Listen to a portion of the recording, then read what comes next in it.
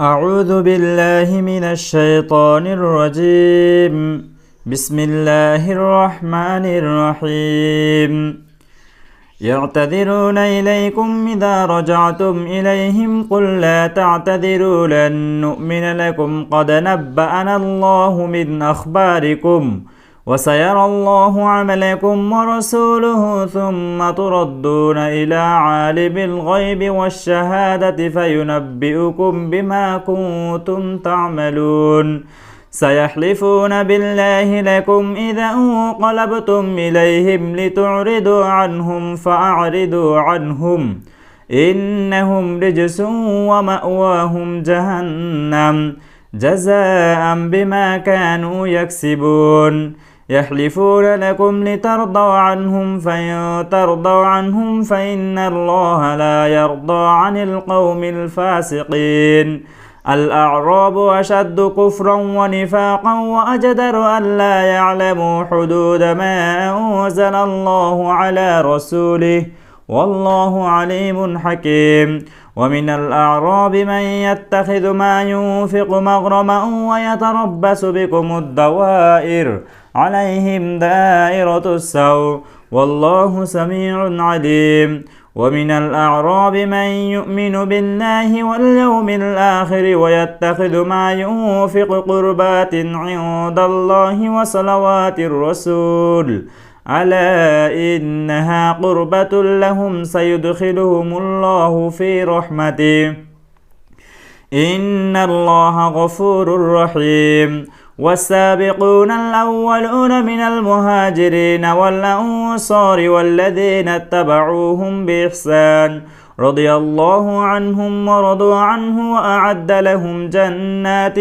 تجري تحتها الأنهار خالدين فيها أبدا ذلك الفوز العظيم. وممن حولكم من الأعراب منافقون ومن أهل المدينة مرضوا على النفاق لا تعلمهم نحن نعلمهم سنعذبهم مرتين ثم يردون إلى عذاب عظيم. وآخرون اعترفوا بذنوبهم خلطوا عملا صالحا وآخر سيئا عسى الله أن يتوب عليهم إن الله غفور رحيم. خذ من أموالهم صدقة تطهرهم وتزكيهم بها وصل عليهم إن صلاتك سكن لهم والله سميع عليم. ألم يعلموا أن الله هو يقبل التوبة عن عباده ويأخذ الصدقات وأن الله هو التواب الرحيم.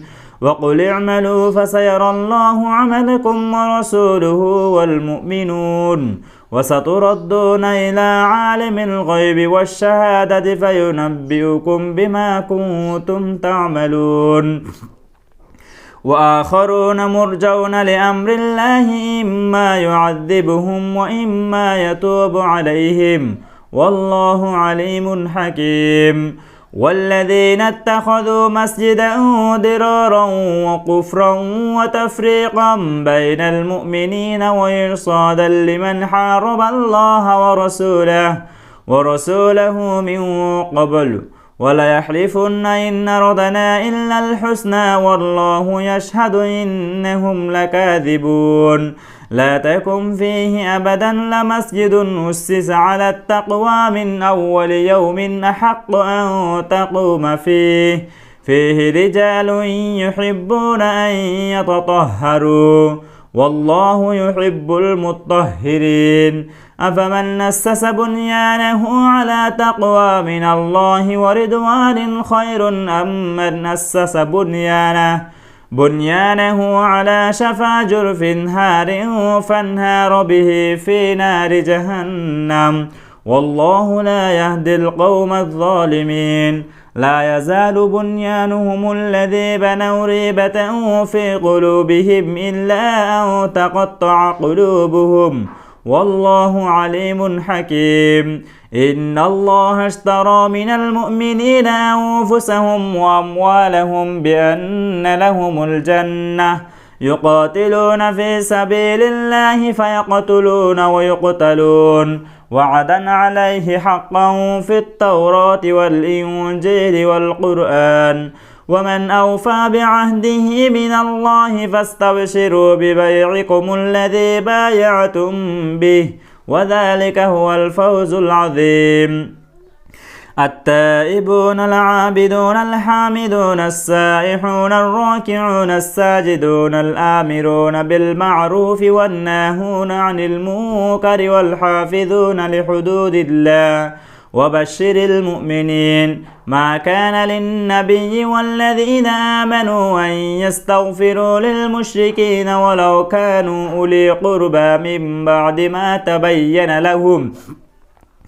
أنهم أصحاب الجحيم. وما كان استغفار إبراهيم لأبيه إلا عن موعدة وعدها إياه فلما تبين له أنه عدو لله تبرأ منه إن إبراهيم لأواه حليم. وما كان الله ليضل قوما بعد إذ هداهم حتى يبين لهم ما يتقون إن الله بكل شيء عليم. إن الله له ملك السماوات والأرض يحيي ويميت وما لكم من دون الله من ولي ولا نصير. لقد تاب الله على النبي والمهاجرين والأنصار الذين اتبعوه في ساعة العسرة من بعد ما كاد يزيغ قلوب فريق منهم ثم تاب عليهم إنه بهم رؤوف رحيم. وعلى الثلاثة الذين خلفوا حتى إذا ضاقت عليهم الأرض بما رحبت وضاقت عليهم أنفسهم وظنوا أن لا ملجأ من الله إلا إليه ثم تاب عليهم ليتوبوا إن الله هو التواب الرحيم. يا أيها الذين آمنوا اتقوا الله وكونوا مع الصادقين. ما كان لأهل المدينة ومن حولهم من الأعراب أن يتخلفوا عن رسول الله ولا يرغبوا بأنفسهم عن نفسه ذلك بأنهم لا يصيبهم ظمأ ولا نصب ولا مخمسة في سبيل الله ولا يطؤون موطئا يغيظ الكفار ولا ينالون من عدو نيلا إلا كتب لهم به عمل صالح إن الله لا يضيع أجر المحسنين. ولا ينفقون نفقة صغيرة ولا كبيرة ولا يقطعون واديا إلا كتب لهم ليجزيهم الله أحسن ما كانوا يعملون. وما كان المؤمنون لينفروا كافة فلولا نفر من كل فرقة منهم طائفة ليتفقهوا في الدين ولينذروا قومهم إذا رجعوا إليهم لعلهم يحذرون. يا أيها الذين آمنوا قاتلوا الذين يلونكم من الكفار وليجدوا فيكم غلظة واعلموا أن الله مع المتقين. وإذا ما أنزلت سورة فمنهم من يقول أيكم زادته هذه إيمانا فأما الذين آمنوا فزادتهم إيمانا وهم يستبشرون وأما الذين في قلوبهم مرض فزادتهم رجسا إلى رجسهم وماتوا وهم كافرون. أولا يرون أنهم يفتنون في كل عام مرة أو مرتين ثم لا يتوبون ولا هم يذكرون. وإذا ما أنزلت سورة نظر بعضهم إلى بعض هل يراكم من أحد ثم صرف الله قلوبهم بأنهم قوم لا يفقهون. لقد جاءكم رسول من أنفسكم عزيز عليه ما عنتم حريص عليكم بالمؤمنين رؤوف رحيم فإن تولوا فقل حسبي الله لا إله إلا هو عليه توكلت وهو رب العرش العظيم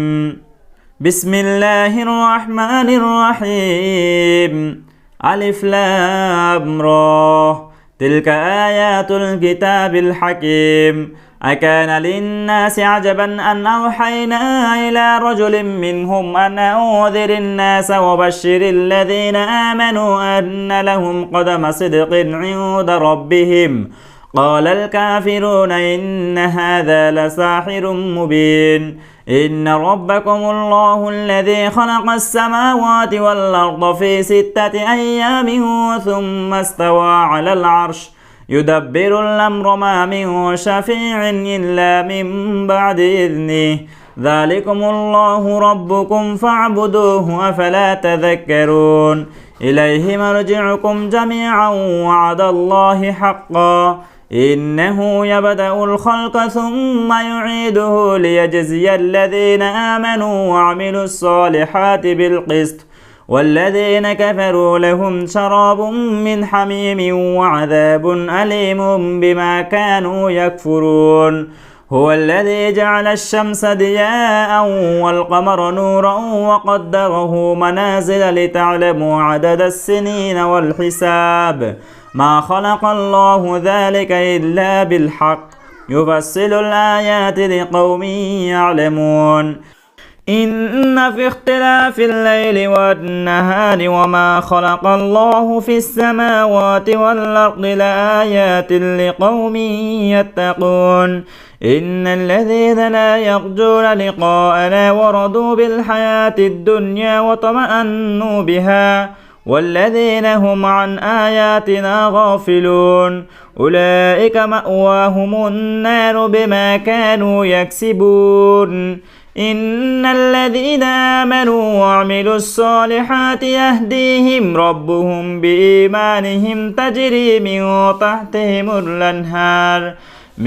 تحتهم الأنهار في جنات النعيم دعواهم فيها سبحانك اللهم وتحيتهم فيها سلام وآخر دعواهم أن الحمد لله رب العالمين ولو يعجل الله للناس الشر استعجالهم بالخير لقضي إليهم أجلهم فنذر الذين لا يرجون لقاءنا في طغيانهم يعمهون وإذا مس الإنسان الضر دعانا لجنبه أو قائدا أو قائما فلما كشفنا عنه ضره مر كأن لم يدعنا إلى ضر مسه كذلك زين للمسرفين ما كانوا يعملون ولقد أهلكنا القرون من قبلكم لما ظلموا وجاءتهم رسلهم بالبينات وما كانوا ليؤمنوا كذلك نجزي القوم المجرمين ثم جعلناكم خلائف في الأرض من بعدهم لننظر كيف تعملون وإذا تتلى عليهم آياتنا بينات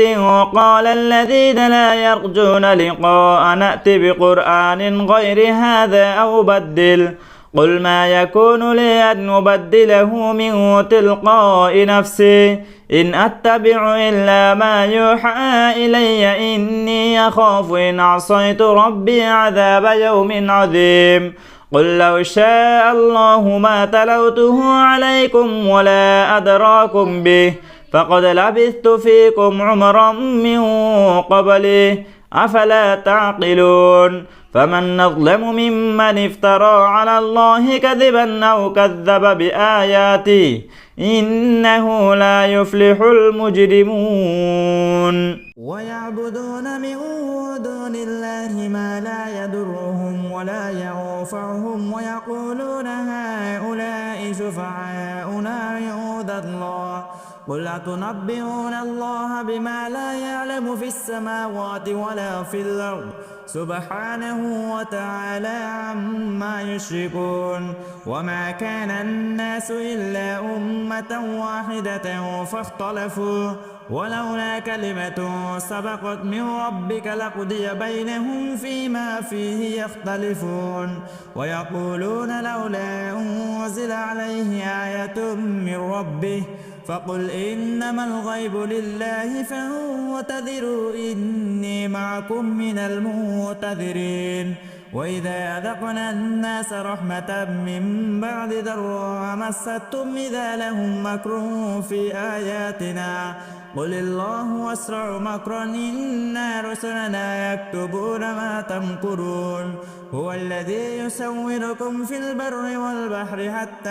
إذا كنتم في الفلك وجرين بهم بريح طيبة وفرحوا بها جاءتها ريح آسف وجاءهم الموج من كل مكان وظنوا أنهم محيط بهم دعوا الله مخلصين له الدين لئن نجيتنا من هذه لنكونن من الشاكرين فلما أنجاهم إذا هم يبغون في الأرض بغير الحق يا أيها الناس إنما بغيكم على أنفسكم متاع الحياة الدنيا ثم إلينا مرجعكم فننبئكم بما كنتم تعملون إنما مثل الحياة الدنيا كماء أنزلناه من السماء فاختلط به نبات الأرض مما يأكل الناس والأنعام حتى إذا أخذت الأرض زخرفها وزينت وظن أهلها أنهم قادرون عليها أتاها أمرنا ليلا أو نهارا فجعلناها حصيدا كأن لم تغن بالأمس كذلك نفصل الآيات لقوم يتفكرون والله يدعو إلى دار السلام ويهدي من يشاء إلى صراط مستقيم للذين أحسنوا الحسنى وزيادة ولا يرهق وجوههم قتر ولا ذلة أولئك أصحاب الجنة هم فيها خالدون والذين كسبوا السيئات جزاء سيئة بمثلها وترهقهم ذلة ما لهم من الله من عاصم كأنما أغشيت وجوههم قطعا من الليل مظلما أولئك أصحاب النار هم فيها خالدون ويوم نحشرهم جميعا ثم نقول للذين أشركوا مكانكم أنتم وشركاؤكم فزيلنا بينهم وقال شركاؤهم ما كنتم إيانا تعبدون فكفى بالله شهيدا بيننا وبينكم إن كنا عن عبادتكم لغافلين هنالك تبلو كل نفس ما أسلفت وردوا إلى الله مولاهم الحق وضل عنهم ما كانوا يفترون قل من يرزقكم من السماء والأرض أم من يملك السمع والأبصار ومن يخرج الحي من الميت ويخرج الميت من الحي ومن يدبر الأمر فسيقولون الله فقل فلا تتقون فذلكم الله ربكم الحق فماذا بعد الحق إلا الضلال فأنى تصرفون كذلك حقت كلمة ربك على الذين فسقوا أنهم لا يؤمنون قل هل من شركائكم من يبدأ الخلق ثم يعيده قل الله يبدأ الخلق ثم يعيده فأنى تؤفكون قل هل من شركائكم من يهدي إلى الحق قل الله يهدي للحق أفمن يهدي إلى الحق يحق أن يتبع أمن لا يهدي إلا أن يهدى فما لكم كيف تحكمون وما يتبع أكثرهم إلا ظنا إن الظن لا يغني من الحق شيئا إن الله عليم بما يفعلون وما كان هذا القرآن أن يفترى من دون الله ولكن تصديق الذي بين يديه وتفصيل الكتاب لا ريب فيه من رب العالمين أم يقولون افترى قل فأتوا بسورة مثله وادعوا من استطعتم من دون الله إن كنتم صادقين بل كذبوا بما لم يحيطوا بعلمه ولما يأتهم تأويله كذلك كذب الذين من قبلهم فانظر كيف كان عاقبة الظالمين ومنهم من يؤمن به ومنهم من لا يؤمن به وربك أعلم بالمفسدين وإن كذبوك فقل لي عملي ولكم عملكم أنتم بريئون مما أعمل وأنا بريء مما تعملون ومنهم من يستمعون إليك فأنت تسمع السم ولو كانوا لا يعقلون ومنهم من ينظر إليك فأنت تهدي العمي ولو كانوا لا يبصرون إن الله لا يظلم الناس شيئا ولكن الناس أنفسهم يظلمون ويوم يحشرهم كأن لم يلبثوا إلا ساعة من النهار يتعارفون بينهم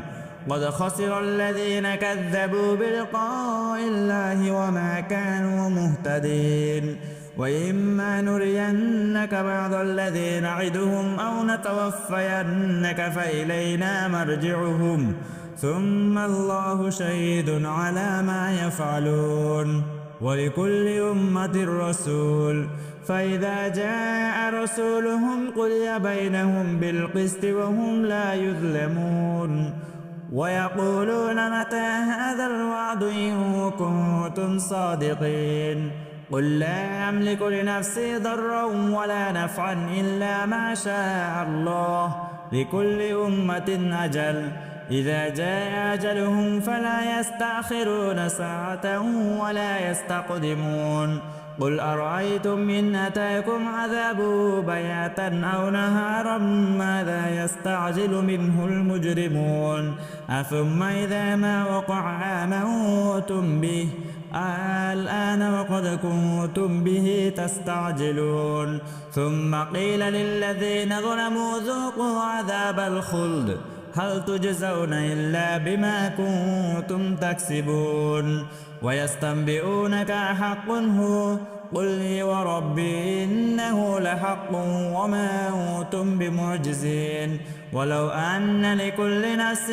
ظلمت ما في الأرض لافسدت به وأسروا الندامة لما رأوا العذاب وقضي بينهم بالقسط وهم لا يظلمون ألا إن لله ما في السماوات والأرض ألا إن وعد الله حق ولكن أكثرهم لا يعلمون هو يحيي ويميت وإليه ترجعون يا أيها الناس قد جاءتكم موعظة من ربكم وشفاء لما في الصدور وهدى ورحمة للمؤمنين قل بفضل الله وبرحمته فبذلك فليفرحوا هو خير مما يجمعون قل أرأيتم ما أنزل الله لكم من رزق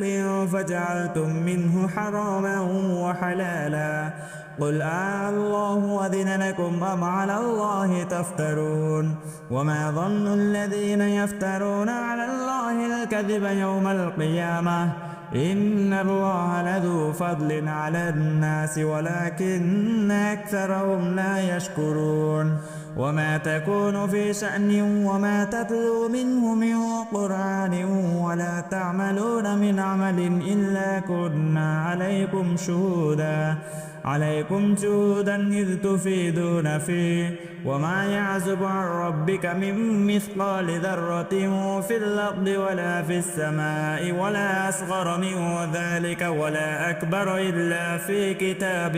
مبين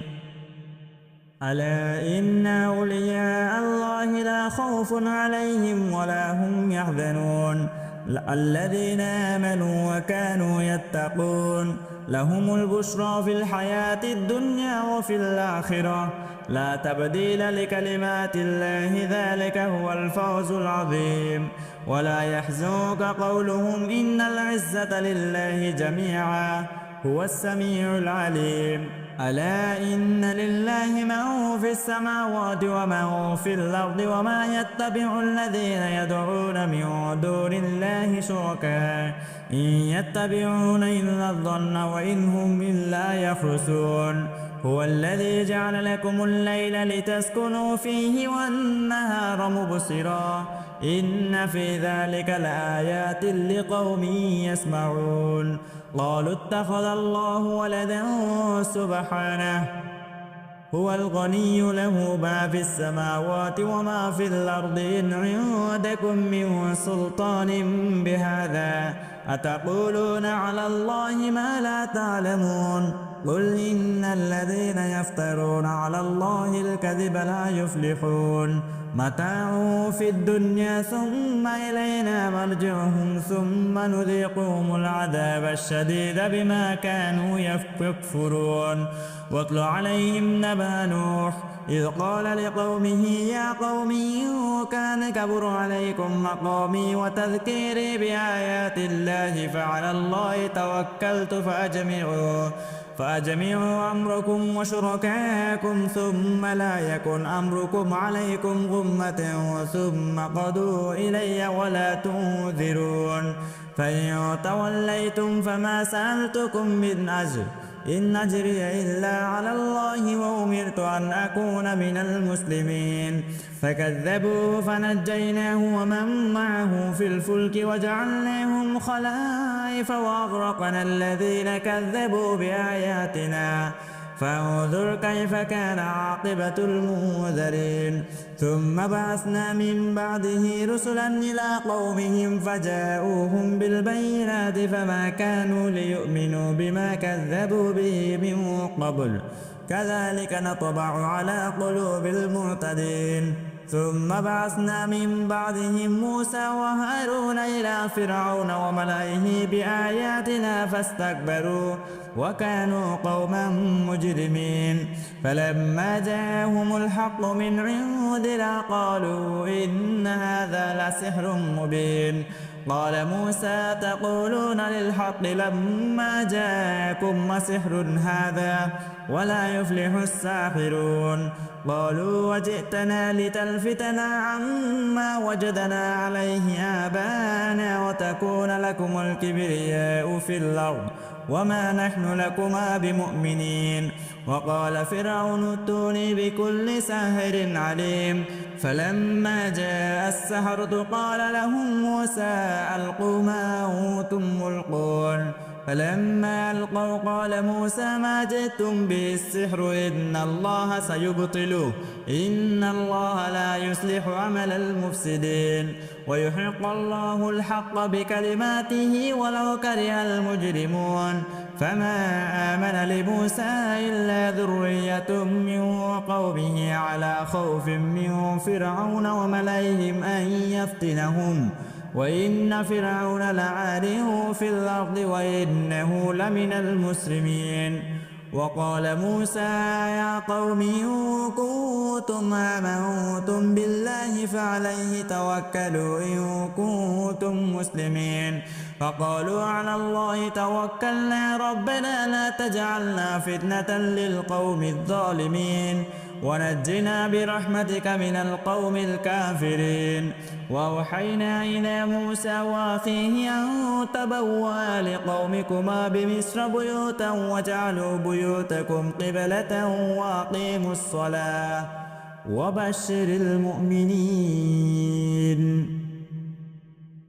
وقال موسى ربنا إنك آتيت فرعون وملأه زينة وأموالا في الحياة الدنيا ربنا ليضلوا عن سبيلك ربنا اطمس على أموالهم واشدد على قلوبهم فلا يؤمنوا حتى يروا العذاب العليم قال قد أجيبت دعوتكما فاستقيما ولا تتبعان سبيل الذين لا يعلمون وجاوزنا ببني إسرائيل البحر فأتبعهم فرعون وجنوده بغيا وعدوا حتى إذا أدركه الغرق قال آمنت أنه لا إله إلا الذي آمنت به بنو إسرائيل وأنا من المسلمين الآن وقد عصيت قبل وكنت من المفسدين فاليوم ننجيك ببدنك لتكون لمن خلفك آية وإن كثيرا من الناس عن آياتنا لغافلون ولقد بوأنا بني إسرائيل مبوأ صدق ورزقناهم من الطيبات فما اختلفوا حتى جاءهم العلم إن ربك يقضي بينهم يوم القيامة فيما كانوا فيه يختلفون فإن كنت في شك مما أنزلنا إليك فاسأل الذين يقرؤون الكتاب من قبلك لقد جاءك الحق من ربك فلا تكونن من الممترين ولا تكونن من الذين كذبوا بآيات الله فتكون من الخاسرين إن الذين حقت عليهم كلمة ربك لا يؤمنون ولو جاءتهم كل آية حتى يروا العذاب العليم فلولا كانت قرية آمنت فنفعها إيمانها إلا قوم يونس لما آمنوا كشفنا عنهم عذاب الخزي في الحياة الدنيا ومتعناهم إلى حين ولو شاء ربك لآمن من في الأرض كلهم جميعا أفأنت تكره الناس حتى يكونوا مؤمنين وما كان لنفس أن تؤمن إلا بإذن الله ويجعل الرجس على الذين لا يعقلون قل انظروا ماذا في السماوات والأرض وما تغني الآيات والنذر عن قوم لا يؤمنون فهل ينتظرون إلا مثل أيام الذين خلوا من قبلهم فانتظروا إني معكم من المنتظرين ثم ننجي رسلنا والذين آمنوا كذلك حقا علينا ننجي المؤمنين قل يا أيها الناس إن كنتم في شك من ديني فلا أعبد الذين تعبدون من دون الله ولكن أعبد الله الذي يتوفاكم وأمرت أن أكون من المسلمين وأن أقم وجهك للدين حنيفا ولا تكونن من المشركين ولا تدع من دون الله ما لا ينفعك ولا يضرك فإن فعلت فإنك إذا من الظالمين وإن يمسسك الله بضر فلا كاشف له إلا هو وإن يردك بخير فلا راد لفضله يصيب به من يشاء من عباده وهو الغفور الرحيم قل يا أيها الناس قد جاءكم الحق من ربكم فمن اهتدى فإنما يهتدي لنفسه ومن ضل فإنما يدل عليها وما أنا عليكم بوكيل واتبع ما يوحى إليك واصبر حتى يحكم الله وهو خير الحاكمين